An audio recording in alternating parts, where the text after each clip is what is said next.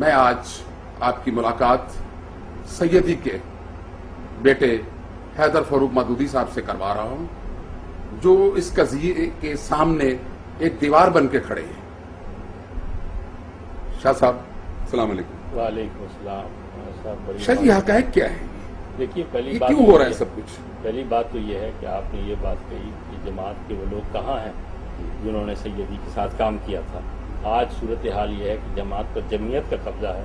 قاضی حسین احمد، منور حسن، یہ سب جمعیت کے لوگ ہیں۔ لیاقت بلوچ، حافظ ادریس، یہ سب جمعیت کے اب لوگ، اب اس وقت جمعیت کا قبضہ ہے۔ اور جمعیت نے جو کچھ ہمارے تعلیمی اداروں میں جو غنڈہ گردی، بدماشی اور اس ملک کو جو تحس نحس کیا ہے، وہی اب یہ جماعت کے اوپر قبضہ کر کے یہ پورے ملک میں کرنا چاہتے ہیں۔ آپ کو شاید یاد نہیں ہے کہ گول باغ میں مجیب کا جلسہ تھا، انہوں نے وہ جلسہ الٹایا اور مجیب کو تقریر نہیں کرنے دی اور جلسہ پہ آگ لگا دی ساری۔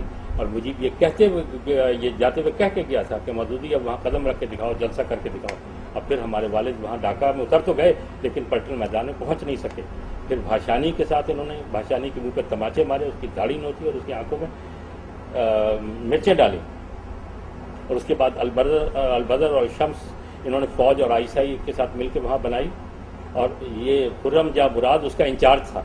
اور حبود الرحمان کمیشن اس گواہ ہے کہ اس بدبخت نے، شیطان نے، یہ خرم مراد نے 15 بنگالیوں کو لائن میں کھڑا کر کے 3 طریقے کی گولی ٹیسٹ کی ہے۔ انہوں نے اس ملک کی جڑ بنیاد ہلا کے رکھ دی ہے۔ مذہب کے نام پہ غنڈہ گردی، بدماشی، یہ اسی کا ہی شاخسانہ ہے اور وہی اسی کے ہم بھی شکار ہو رہے ہیں۔ نہیں شاہ جی، اصل مسئلہ جو ہے نا جی، ہم جس بات پہ آج پروگرام کر رہے ہیں، دیکھیے اسی کو میں آگے لا رہا ہوں۔ میں حاضر ہوئے ہیں، میں ایک منٹ ذرا میری بات ختم ہو لینے دیجیے۔ دیکھیے جو تعلیمی اداروں میں جو کچھ انہوں نے کیا ہے، جس طرح سے لوگوں کو قتل کیا ہے، جس طرح اور وہ لوگ جو ہمارے والد سے شکایت کرنے آئے، اور جبکہ ہمارے والد نے کہا کہ جب وہ ان سے کہیے کہ اپنے بچوں سے کہ وہ ہمارے جو طلبہ تنظیم ہے اس کی مخالفت نہ کریں، اگر وہ کریں گے تو پھر یہی ہوگا۔ وہ ان لوگوں کی بددعائیں آج ہم تک پہنچی ہیں، اور ہمارے ساتھ جو کچھ ہو رہا ہے یہ ان لوگوں کی بددعائیں ہیں جو ہم تک پہنچی ہیں، اور ہم اسے بڑے ٹھنڈے پیٹوں میں بڑے، ہم ٹھیک ہے یہ مقدر سمجھ کے ہم اسے برداشت کر رہے ہیں کہ ٹھیک ہے جس سے ہمارے پالے ہوئے ہیں اور ہمیں نہ بھونکیں گے، ہمیں نہیں نوچ کھائیں گے تو اور کس کو نوچ کھائیں گے؟ ان کا حق بنتا ہے کہ ہمیں نوچ کھائیں۔ اور شاہ جی مجھے بتائیں کہ آج جو کچھ ہو رہا ہے اس سے پہلے کیا قاضی حسین احمد کی قیادت تک کوئی ایسے معاملات قاضی جب پہلی دفعہ جب ہوا تھا، پہلی دفعہ جب حملہ ہوا تھا تو قاضی نے کروایا تھا سارا۔ میں لاہور پاکستان میں ہی تھا، میں ہندوستان گیا ہوا تھا، یہی 150-200 لڑکے آئے اور انہوں نے آ کے میرا سامان اٹھا کے باہر پھینک دیا، میری بیوی اور میرے بچوں کو ایک کمرے میں بند کر دیا، 3 دن تک وہ اندر بند رہے اور اسے ہم باہر نکلنے نہیں دیا۔ اور اس کے بعد جب میری بیوی تھانے گئی تو انہوں نے کہا کہ جناب میاں عثمان جو MNA ہے جماعت اسلامی، انہوں نے منع کیا کہ جناب FIR دی۔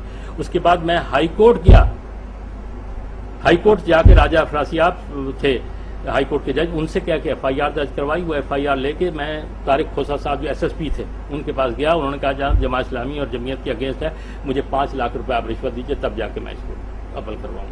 تو میرے پاس تو بھائی 5 لاکھ نہیں تھے عمل کروانے کے لیے، اور اس کے بعد میں تھانے میں پھرتا رہا، اس کے بعد فائل ہی کبھی نہیں ملی۔ تو اچھا شاہ جی بات اتنی ہے کہ آج یہ جو گھر ہے جی، جس کی اراضی 2 کنال ہے، 5 کنال ہو گیا جتنی بھی ہے، اور ہم 9 بہن بھائی ہیں، ہم اس میں تقسیم ہو کے مشکل 10-11 مرلے آتے ہیں۔ اگر 10-11 مرلے آتے ہیں تو 10-11 مرلے کی کوئی قیمت نہیں ہے، جماعت اسلامی کے سامنے کوئی قیمت نہیں ہے، جماعت اسلامی کے کابرین کے سامنے اس کی کوئی قیمت نہیں ہے یہ، کیونکہ جماعت اسلامی کوئی غریب جماعت تو نہیں ہے اس ملک ہے، ایک امیر جماعت ہے، ان کے اپنے اثاثے بہت کچھ ہیں۔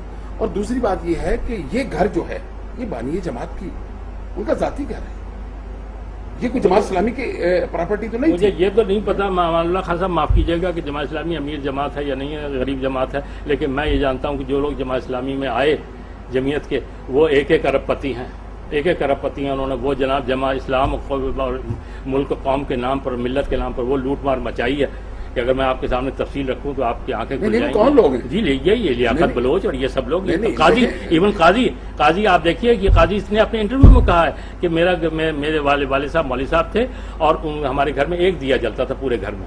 آج ان کی جناب اسلام آباد میں کوٹھی، میں پوچھتا ہوں قاضی کی کیا کاروبار ہے، اس نے کیا کام کیا ہے مجھے بتائیے، کہاں سے آ گئی اسلام آباد میں کوٹھی اور یہ ریل پیر اور سب۔ اور خود انہوں نے کہا کہ 14 کروڑ روپے میں نے نواز شریف صاحب سے لیے تھے، اور پھر پہلے انکار کیا اور مجید نظامی کی گواہی کے بعد انہوں نے کہا ہاں جی جہاد کشمیر فنڈ میں لیے تھے اور اس کا کوئی حساب کتاب نہیں۔ کچھ نہیں نہیں، دیکھیں وہ لوٹ مار یہاں شاہ مچی جی، جو جماعت اسلامی کے جو اکابرین اب تک جو دنیا میں نہیں ہیں، اب ان کی اولادیں ہیں، ٹھیک ہے. ہم تو وراثت کی جب بات کرتے ہیں سیاست میں تو نواز شریف کا بیٹا آتا ہے تو ہم کہتے ہیں کہ اس کی وراثت میں ہے سیاست. لیکن بات جو سیدھی آ رہی ہے، تو کیا مجھے یہ بتائیں کہ قاضی حسین احمد کے بیٹے کی وراثت ہے جماعت اسلامی، یا خلیل حمدی کی اولاد کی وراثت ہے جماعت اسلامی؟ لیکن اب بات یہ ہے کہ یا اس میں فرید پراچا یا حافظ سلیمان بٹ کی اگر وراثت وراثت ہے؟ نہیں ہے تو صرف مولانا مودودی کی اولاد کی وراثت آخر ہے. کیوں؟ اس کی وجہ یہ ہے کہ انہوں نے ہمیں جماعت و جمعیت سے اس طرح باہر رکھا جیسے کوئی جسے دیکھتے ہیں نا پڑیاں بیچنے والے جو لوگ ہوتے ہیں نا، وہ اپنی پڑیاں باہر رکھ کے آتے ہیں، گھر میں نہیں لے کے آتے. انہوں نے ہمیں اس طرح سے محفوظ رکھا جیسے ڈرگ بیچنے والے جو ہوتے ہیں، انہوں نے ہمیں اس طرح سے. اور ہمیں ان کا سب سے بڑا ان کا احسان یہ ہے کہ انہوں نے ہمیں ان ساری چیزوں سے محفوظ رکھا، جماعت اور جمعیت سے. نہیں، کس نے محفوظ اور رکھا؟ ہمارے والد نے بالکل ہم آپ کے 9 والد صاحب کا حکم تھا؟ یہ ہمارے 9 بہن بھائیوں میں سے کوئی ایک آدمی بھی نہ جماعت نہ جمعیت میں کوئی. اچھا، یہ بات بالکل بڑی اہم بات ہے، بالکل بہت بالکل اہم بالکل بات ہے. ہمیں اس طرح سے دور رکھا جیسے کوئی ڈرگ بیچنے والا جو ہوتا ہے نا، وہ ڈرگ جب گھر میں آتا ہے تو پڑیاں باہر ہی چھپا کے آتا ہے، اندر لے کے. ہمارے باپ نے یہ سارے نظریات جو گھر سے باہر رکھے. بلکہ اگر ہم جمعیت کے کبھی کسی جلسے میں کبھی دور سے کھڑے ہوئے نظر آئے تو انہوں نے کہا تمہارا کیا کام تھا بھائی وہاں، تم کیا کر رہے تھے؟ بالکل باہر رکھا. آخری کیوں ایسا جی کیوں وہ کیا؟ جانتے تھے کہ اس کے نتائج کیا نکلیں گے، وہ جانتے تھے اس کے نتائج کیا نکلیں گے. انہوں نے ہمیں اس طرح، اور اس کے باوجود یہ دیکھیے یہ ہم پر گنڈا گردی گنڈے اور بدماش چڑھ کے آ رہے ہیں. اچھا شاہ جی، کیا موجودہ جماعت اسلامی اور اس کی قیادت سیدی کے نظریات کو چھوڑ بیٹھی ہے؟ دیکھیے بات یہ ہے کہ مذہبی جماعتوں میں بدترین امریت ہوتی ہے. امیر جماعت سے اختلاف جو ہے وہ کفر کے برابر ہوتا ہے. میں آپ کو ایک بات یاد دلا دوں کہ جب جماعت بننے کا قصہ ہوا تھا 41 میں، اس زمانے میں مولانا ابوالکلام آزاد نے ہمارے والد سے کہا تھا تم جو جماعت بنا رہے ہو اس کا دستور کیا ہے؟ تو ہمارے والد نے انہیں وہ دستور دیا تھا. انہوں نے کہا تھا کہ کل اس پر بات کریں گے. دوسرے دن انہوں نے کہا کہ اس دستور کے نتیجے میں جو جماعت وجود میں آئے گی وہ ایک فاشسٹ تنظیم ہوگی. اور جماعت کا دستور آپ اٹھا کے دیکھ لیجئے، وہ ایک فاشسٹ دستور ہے. اس میں صرف امیر جماعت کا انتخاب ہے اور باقی تمام اختیارات امیر جماعت کے پاس. امیر جیسے آرمی چیف ہے کہ اس کے اختیارات کو کوئی چیلنج نہیں کر سکتا. بدترین آمریت ہے. اور اللہ اس وقت سے محفوظ رکھے پاکستان کو جب ان مذہبی بدماشوں کے نام ہاتھ میں یہ ملک آ جائے گا. اچھا شاہ جی، مجھے یاد ہے کہ ایک دور میں نے میاں طفیل محمد صاحب کا ایک انٹرویو کیا جو پورے پاکستان کے اخبارات میں اس کی اشاعت ہوئی. تو میاں صاحب نے مجھے کہا کہ میں نے تو قاضی حسین احمد کو یہ جماعت جو دی تھی وہ ایک دودھ کی طرح تھی اور قاضی حسین احمد نے اس میں پانی ڈال ڈال کے اس کو لسی بنا دیا. یہ میاں صاحب کے خیالات ان کی اپنی زندگی میں قاضی صاحب کے بارے میں تھے. کیا میاں طفیل کی ہی زندگی میں جماعت اسلامی میں ایسی چیزیں پیدا ہو چکی تھی جس کی وجہ سے جماعت اسلامی جو تھی وہ اپنے اصل نظریات سے باغی ہو چکی تھی؟ دیکھیے ہمیں سب سے بڑا جو اختلاف ہے اور دکھ ہے وہ میاں صاحب سے. میاں صاحب کے اوپر ہمارے باپ کے بڑے احسانات ہیں. اور جب ہمارے باپ نے انہیں امریکہ سے لکھوایا تھا کہ میں بستر مرگ پر ہوں اور مجھے پیسوں کی شدید ضرورت ہے ہسپتال کے بل پے کرنے کے لیے، میں نہیں چاہتا کہ اپنے بیٹے سے لوں اور آپ میری رائلٹی فوراً جمع کروا کے بھجوائیے. تو میاں صاحب نے اس کا جواب دیا تھا کہ جماعت کی رائلٹی جمع کرنا آپ کا ذاتی کام ہے، جماعت کے کارکن جب آپ کے ذاتی کاموں کے لیے نہیں. یہ بانی کی جماعت کو جواب دیا جا رہا ہے؟ یہ بانی جماعت. اور ہمارے والدہ کہتی ہیں کہ انہوں نے خط دیکھا، ان کی آنکھوں میں آنسو تھے اور انہوں نے لے کے خاموشی سے رہ کے انا للہ و انا الیہ راجعون. دوسرا ڈاکٹر احمد فاروق صاحب موجود ہیں، میں ان سے فون پہ آپ کی بات کرا دیتا ہوں. وہ کہتے ہیں کہ وہ ٹھیک ٹھاک ہو گئے تھے اور ہم اگلے دن انہیں واپس لانے والے تھے ہسپتال سے، بہتر ہو گئے تھے. خرم مراد آیا اور اس نے کہا کہ جی امیر جماعت کا کوئی پیغام ہے، امپورٹنٹ میسج ہے جو مجھے پہنچانا ہے. میرے ڈاکٹر احمد فاروق صاحب کہتے ہیں کہ میں نے انہیں کہا کہ جی ڈاکٹر صاحب ڈاکٹروں نے منع کر رکھا، اسپتال والوں نے منع کر رکھا ہم سے ملاقات. انہوں نے کہا جی بہت ہی امپورٹنٹ میسج ہے مجھے دینا. تو میں نے کہنے کہ میں نے والد سے جا کے کہا، والد نے کہا بھائی کیا میسج ہے؟ اچھا بلاؤ، کیا کہنا ہے اسے؟ تو میں نے لے گیا. یہ اندر جا کے انہوں نے کہا کہ اب آپ باہر چلے جائیے کیونکہ آپ رکن جماعت نہیں، اس لیے آپ کے سامنے میں نہیں کہہ سکتا. کہنے کہ میں باہر نکلا ہوں اور 2 منٹ کے بعد انہیں فیٹل ہارٹ اٹیک ہوا.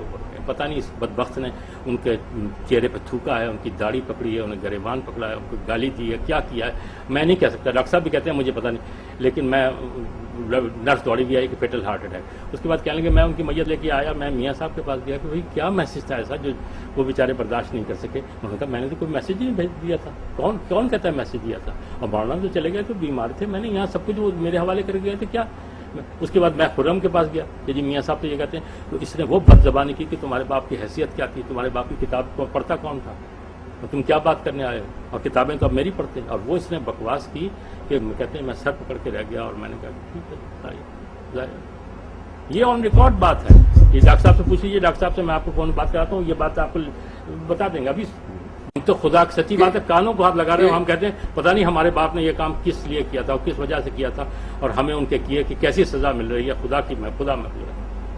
اچھا شاہ جی مجھے یہ بتائیں کہ یہ جو تنازع کھڑا ہو چکا ہے، جو یعنی گمبھیر ہوتا جا رہا ہے، جیسے کہ آپ کے اب دروازے کے اوپر گنے لے کے لوگ بیٹھے ہوئے ہیں، تالے توڑ دیے گئے ہیں، پورا قبضہ ہے، یہاں تک کہ آپ کے گھر تک آنے کے لیے بھی بندہ سوچنے پہ تیار ہے کہ مجھے آگے جانا ہے یا نہیں. اس دن جیو والے آئے نہیں، جیو والوں کو انہوں نے آنے نہیں دیا. ہاں میں اب گزارش ان کے اوپر حملہ کیا انہوں نے کہا کہ کیمرے لے کے اندر جاؤ گے تو ہم کیمرے توڑ دیں گے. میں گزارش یہی آپ سے کر رہا ہوں کہ حالات ایسے ہی. جی ہم کس طرح اندر آئے ہیں، جی کیا ہم نے طریقہ اختیار کیا ہے، ہم آپ سے کیسے بات کر رہے ہیں، یہ بھی ہمارا دل بردہ ہے اور ہماری اپنی بات ہے. بات یہ ہے کہ اس قضیے کو کیسے نپٹایا جا سکتا ہے. یہ وراثت آپ کی ہے 9 بہن بھائیوں کی. آخر اس مسئلے کو سلجھانے کے لیے کیا جماعت کے اکابرین، مولانا صاحب کے دوست، وہ سب اکٹھے ہو کر یہ جگ ہسائی جو تھی اسے روک نہیں سکتے؟ دیکھیے ہم سارے پاکستان میں اپنے باپ کے بھائی خواہوں، دوستوں، ہمدردوں سے اپیل کرنا چاہتے ہیں کہ وہ آئیں اور پہلے جماعت کو باہر نکلیں اور اس وراثت کو شرعاً تقسیم کر دیں. یہ مسئلہ ہی نہیں. ہمارا کوئی مسئلہ نہیں، ہمارا کوئی جھگڑا نہیں ہے. جو ہمارا ہم تینوں بھائیوں کا حق پہنچتا ہے، جو جس کا حق پہنچتا ہے وہ اس کو دے دیں. آپ کے اس مقدمے کا فیصلہ کیوں نہیں ہو رہا وراثت کے؟ جی یہ ان عدالتوں سے انصاف حاصل کرنے کے لیے 3 چیزیں چاہیے ہوتی ہیں: عمر نو، صبر ایوب اور قارون کا خزانہ. 22 سال 23 سال ہو گئے ہیں اور ابھی پریلیمنری ڈگری پاس نہیں ہوئی. یہ تو ہماری ابتدائی کیس ابھی وہیں کے وہیں کھڑا ہوا ہے، جبکہ وراثت بھی طے ہے، جس کی پراپرٹی یہ بھی طے ہے کہ یہ ہمارے والد کی پراپرٹی، جو وارث ہیں وہ بھی طے ہے.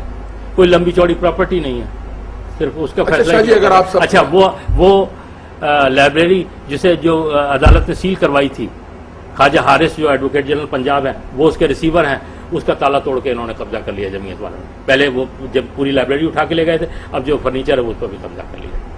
اور کوئی یاد ہے نہ فریاد ہے نہ سنوائی ہے. جب تھانے جاؤ تو وہ کہتے ہیں جناب ISI اور فوج نے ہمیں منع کر رکھا ہے کہ جمعیت اور جماعت کے خلاف کوئی کیس رجسٹر نہیں ہوگا. کیوں آخر کیوں؟ اور جی آپ فوج سے ISI سے کروا دیں فون، پھر ہم کر لیں گے، یا آپ ہائی کورٹ چلے جائیں. آپ بتائیے جناب جمعیت اور جماعت کے خلاف، یہ ان کے پیرول پہ ہے نا، ان کے لیے کام کرتے ہیں ISI کے لیے. یہ سب یہ منور بھی پہلے NSF میں تھا، وہاں سے CIA نے اسے جمعیت میں. NSF کسے کہتے ہیں؟ National student federation. نہیں سعید صاحب وہاں پہ تھے پہلے؟ جی وہاں تھے، داڑھی ان کی نہیں تھی اور یہ گٹار بجایا کرتے تھے یہ. اور اس کے بعد پھر ISI وہ CIA نے نہیں یہاں پوسٹ کر دیا جمعیت میں. نہیں کیا معاملہ جماعت اسلامی سے؟ جی CIA بھیج دیتی ہے نا. آپ کو یاد ہوگا کہ جب میاں صاحب ابھی امیر جماعت تھے تو اس نے بغاڑانہ بیان دیا تھا کہ اگلا امیر جو ہے قاضی حسین احمد ہوگا.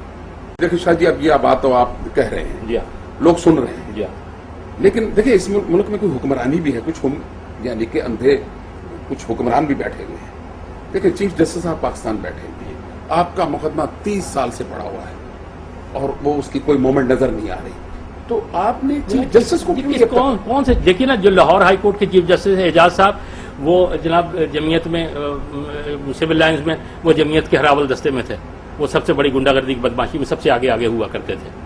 وہ اب جناب چیف جسٹس بنے ہوئے ہیں. جناب ان کے پاس جاؤں جماعت کے خلاف، ان سے اپیل کروں، کس سے کہوں جا کے؟ مجھے بتائیے آپ. اور وہ یہ وہی ہیں جب انہوں نے حلف اٹھانے سے انکار کیا تھا تو قاضی صاحب انہیں سینٹ میں لے کے جا رہے تھے. تو وہ تو چاروں طرف تو ایسے لوگ بیٹھے ہوئے، کس سے اپیل کروں، کس سے کہوں؟ پورے پاکستان کے لوگوں سے اپیل کرتا ہوں کہ یہ دیکھیں، ان کے طرز عمل کو دیکھیں. یا جو کچھ ہمارے ساتھ کر رہے ہیں کل پورے ملک پہ قابض ہو کے کیا کریں گے. اور اللہ اس وقت سے محفوظ رکھے اس پاکستان کو جس دن جماعت اسلامی کی حکومت اس ملک میں قائم ہو. اور اللہ دیکھیں یہ بات میں خدا کو گواہ بنا کے کہتا ہوں کہ اللہ اس دن سے محفوظ رکھے. بلکہ یہ جماعت اسلامی کیا کسی مذہبی لوگوں کے تسلط سے اس ملک کو بچانا چاہیے. اور یعنی آپ کا مقصد ہے کہ جو جماعت کے اکابرین اپنے بانی اپنے مرشد کے خانوادے کے ساتھ جو کرتے ہیں انصاف نہیں کر سکے. یہ جو انصاف کیا لوٹ مار کر رہا ہے. دیکھیں میری بات سنیں، جو آپ کے ساتھ انصاف نہیں کر سکے وہ ملک کو کیا دیں گے اور لوگوں سے کیا انصاف؟ لوگوں سے انصاف کریں.